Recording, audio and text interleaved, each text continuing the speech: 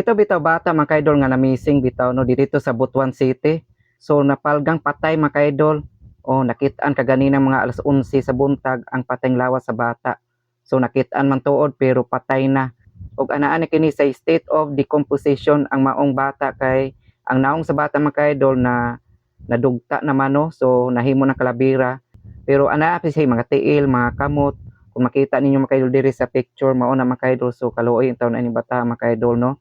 So human sa pito ka adlaw mga idol nga na-missing kining bataa. So karon nakita na gyud in town pero napalgan siya nga patay na. So gikan sa balay nining bata mga idol no. So mga 5 ka kilometros no ang gilayo no. So inana kalayo mga idol. So dili gyud ta makaingon mga idol nga katong bata nilakaw ni siya. O imposible pud kayo no nga grabe pud kalayo niya. Bukid naman na mga idol kanang kining bata karon mga idol nga napalgan diha nga area. So bukid na siya mga idol matud pa. Oh, mutabok pa nagsapa nya buntod ana bukid basta kay bukid mga idol layo na gyud na silang panimalay kay mga 5 ka kilometros naman ang galayo no. So kini challenge yun ni sa kapulisan diha sa Butuan City no dapat nga kanang muhimo gyud mo og halawom nga investigation ani kung ano na may ni foul play kining kamatayon sa bata kay kini klaro magyud kay ni mga idol nga aduna gyud ni foul play kining kamatayon na sa bata mga idol aduna gyud ni foul play para nako no.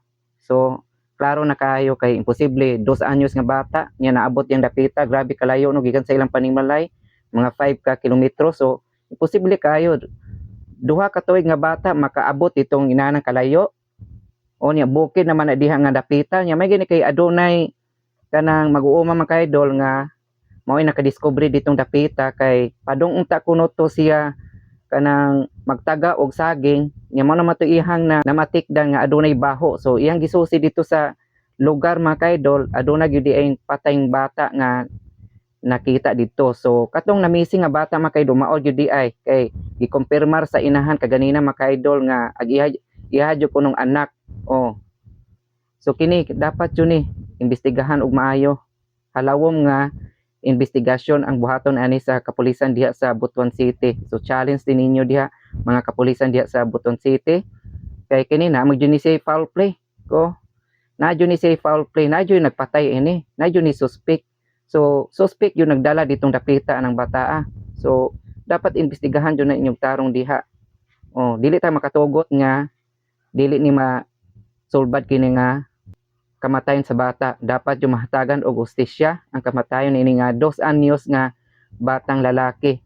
Ug dapat usab kanang inahan no sa bata dapat pod nga inyuhan ang apelon sa pag-investigar. O ngano man ang dili man na siya mo cooperate og kanang interview siya sa mga pulis sa katong wala pa bitaw makita ang yang bata. Ngano dili man na siya mo cooperate sa mga pulis. Yang mga vlogger o mga tambalan so mo atubang man siya pero mga pulis gani dili siya mo atubang matud pa sa atong nahibaw-an. So dapat inyuhan ang investigaron og apel kanang inahan anang bataa.